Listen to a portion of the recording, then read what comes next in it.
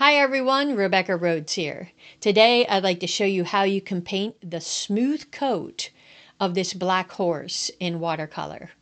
Often when painting realistic subjects, we create fur.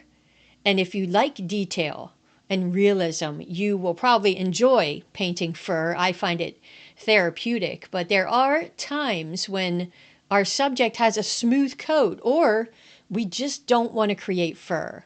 So today, let's look at how you can do that, how you can apply thin layers of color to build deep, rich blacks and lighter grays. This is an accelerated version of the real-time tutorial that you can find inside our watercolor school. So if you'd like to learn to paint this horse, I invite you to come over. You can find a link in the description. I'll be using Osh 140-pound cold press paper. To create the grays and blacks, I like to mix French ultramarine blue and burnt umber, or you could use burnt sienna. You'll see two brushes, a Michael Klein pointed round brush number 2 from Rosemary & Company, and a Princeton Velvetouch long round number 6. A subject like this may look a bit complex, but there are tips, there are techniques that you can use to make it more manageable. Break the subject down into smaller parts. That will help you to avoid becoming overwhelmed. As we focus on one area at a time, we're going to build colors. We're going to go darker layer by layer. Take your time.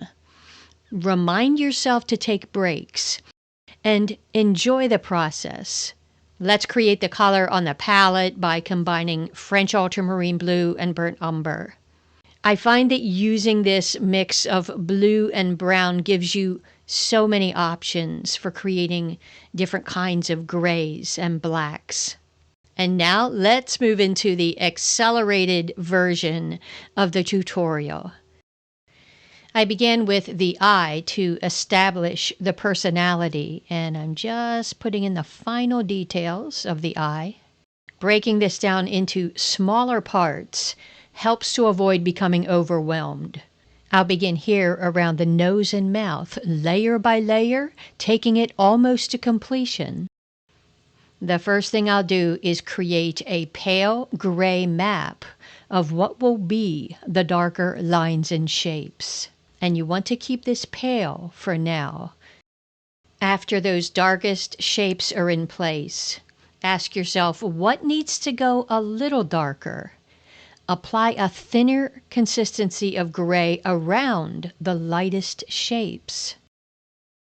We can now see where the dark and the light shapes will be, and we'll begin to go darker, first by reinforcing the absolute darkest parts, using a thicker consistency of the gray. Ask yourself again, what needs to go a little darker? A slightly thinner consistency, applying color around the lightest parts. And do you see how we're slowly going darker? In real time, I'm painting much slower.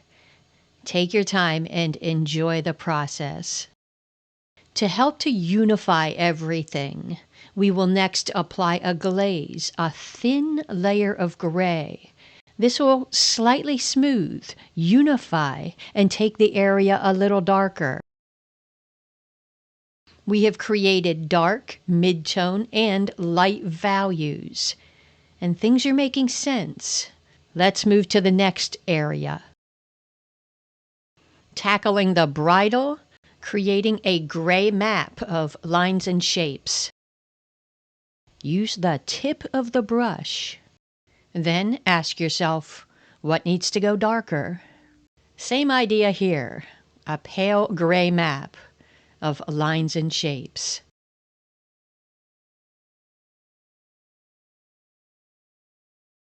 Moving into a new area, laying in where the darker parts will be. Then I'll reinforce what will be the darkest parts, using a slightly thicker consistency. After that, midtones. What needs to go a little darker? applying color around the lightest parts. Finally, a glaze, a thin layer of gray to smooth and unify. And let's continue that formula up here. A pale gray map of what will be the darkest parts. Create the lines and shapes that you see in the photo. And really take your time. Remind yourself to take breaks. Use a thin consistency of gray, something like gray milk, focusing on where the dark lines and shapes will be. When you're not sure what to do next, reinforce the darkest parts with a slightly thicker consistency of that gray. Then the midtones. What needs to go a little darker, a slightly thinner consistency. Smooth and unify with thin layers of gray. Sometimes you may find that you want to take shapes a little darker. Use thin consistencies and make sure that the previous layers are completely dry. When you can see the darkest, the midtones, and the lightest parts, you're ready to move to the next area. Remember to take breaks. And we repeat the formula. And here I'm laying in what will be darker parts in the ears. And then the darkest.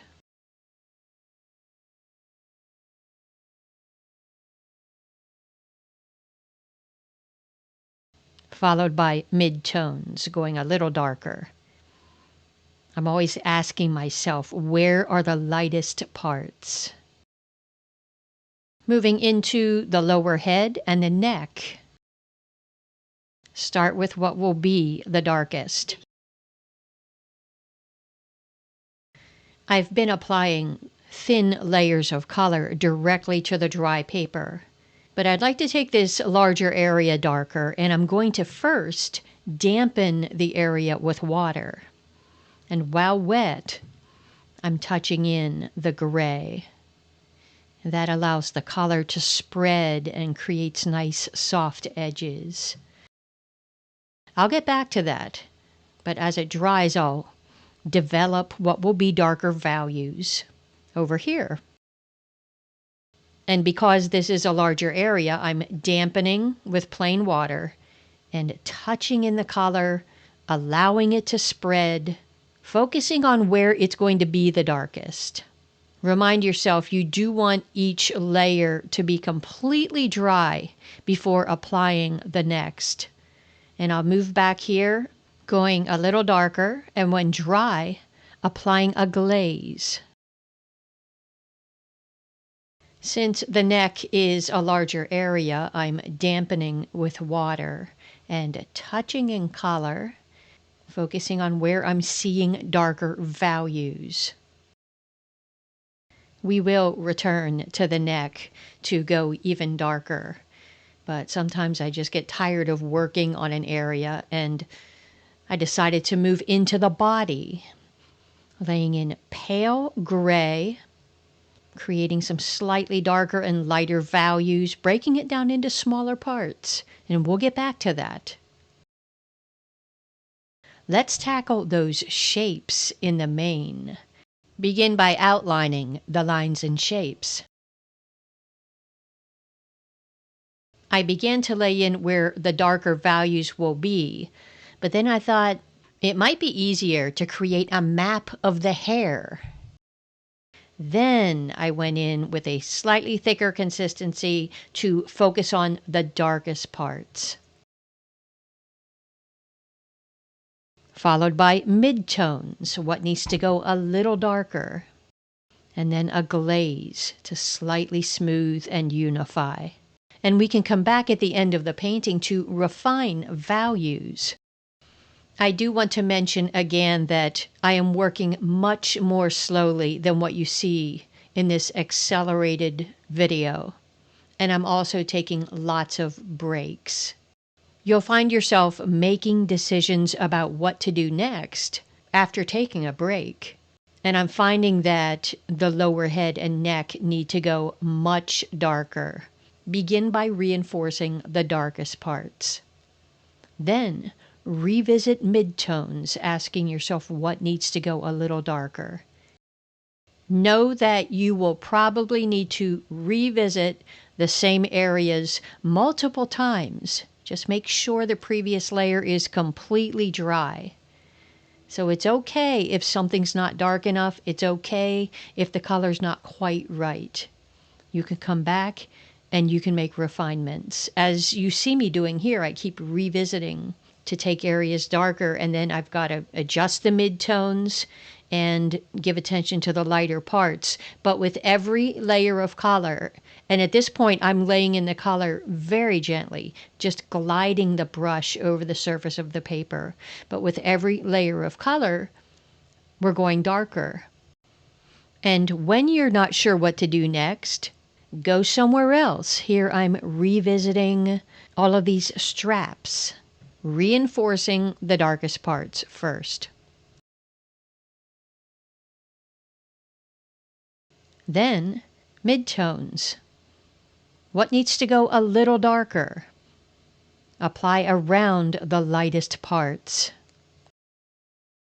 I applied a glaze of French ultramarine blue to unify, slightly smooth, and refine the color. Returning to the body, breaking it down into smaller shapes.